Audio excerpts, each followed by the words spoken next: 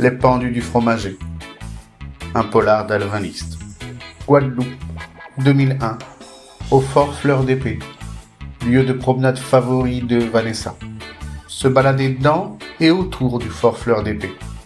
L'endroit était calme. Plein de gens viennent s'y promener et viennent voir la vue magnifique sur la Grande Baie et sa magnifique plage de sable blanc.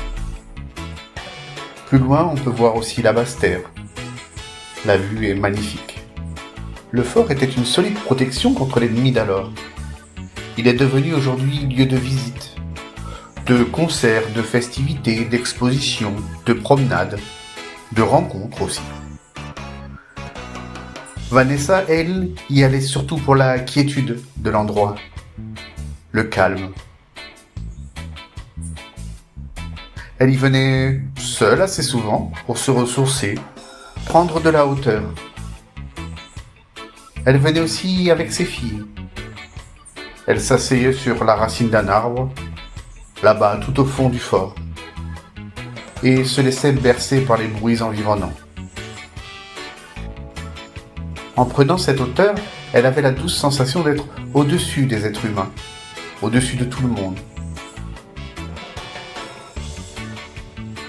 Elle s'interrogeait souvent. Le monde est pourtant si beau, si habilement organisé naturellement et si logique. Mais souvent, elle se demandait pourquoi quelque chose ou quelqu'un avait-il mis des êtres humains sur cette jolie planète. L'être humain, lui, ne fait que se servir, sans donner vraiment au retour. On lui donne une terre, il veut aller sur la lune. On lui donne un cerveau, il réfléchit à le remplacer par de l'intelligence artificielle. On lui donne des mains, il en fait des armes.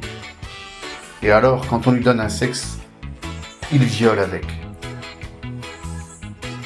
Au moins, avec ce soleil, elle se sentait vivante.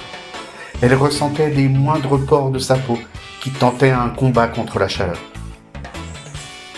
Vanessa passait des heures dans les allées du fort avec ses filles. Ces deux filles étaient adorables et très souriantes. Elles jouaient de longues heures. Toutes les trois s'y sentaient en sécurité, entourées de ces hautes et massives murailles. Et en même temps, en liberté, car le regard portait loin, plus loin qu'à l'accoutumée. En ce lieu, Vanessa avait trouvé son fort, son refuge, sa hauteur et sa paix. Les pendus du fromager. Un polar signé Alvin List.